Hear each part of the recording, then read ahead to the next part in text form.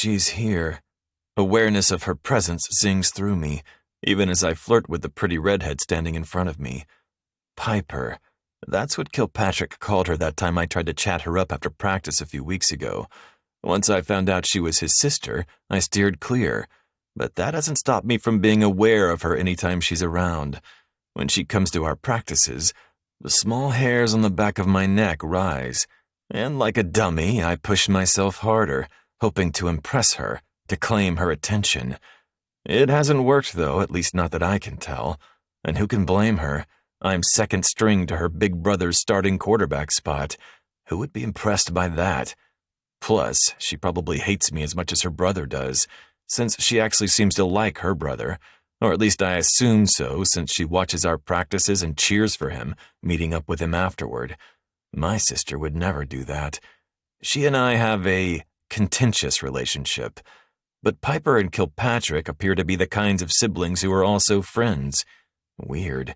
And since I've made no secret of my resentment of Kilpatrick for showing up my senior year as a transfer and taking my starting spot, making it harder for me to get seen by NFL scouts, I'm assuming Piper dislikes me as much as her brother does.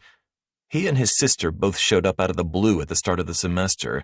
He was brought along by the new coach, which is a whole other pile of bullshit as far as I'm concerned. I'm still mad about how they forced Coach Hansen into retirement after the way he busted his ass and pushed the whole team the last few years to get us an invite to be a Division I school like the administration wanted. And that's the way they thank him. I guess I shouldn't have been so surprised that my own hard work as the starting quarterback my junior year, in the words of the local sports reporters, the young phenom who carried the team to a Division I ranking, was likewise rewarded by a replacement. So my attraction to Piper is extremely inconvenient. Her brother is my biggest rival.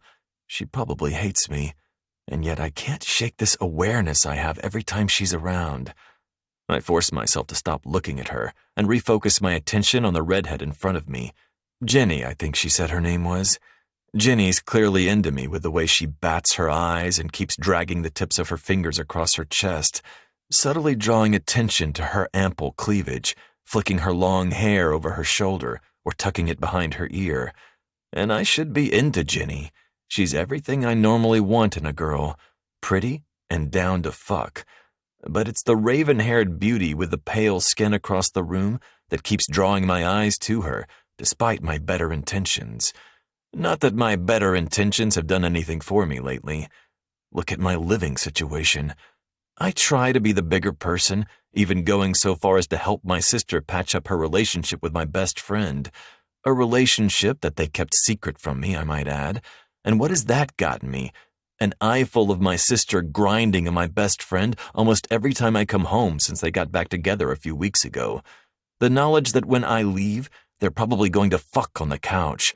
And Ellie, the little brat, loves making me uncomfortable, waiting until I'm all the way in the room before she stops sucking on Simon's tongue, all faux innocence with her, "Oh, I didn't hear you come in. Sorry, Cal." Yeah, right. Our house is old and creaky as all hell.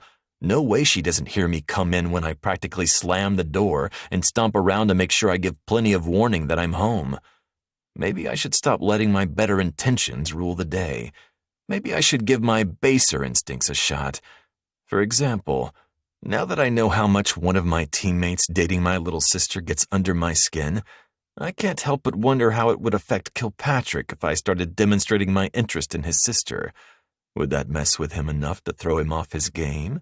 If so, I could get more playing time in the lead up to the postseason, not to mention the bowl game we're due to play if all goes well.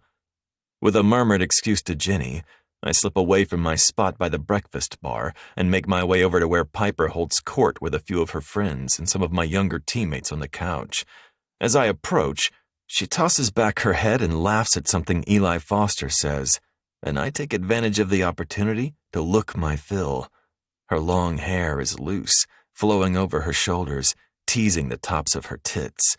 She's got more there than I realized before, since I mostly see her in sweatshirts or jackets that hide her shape above her hips.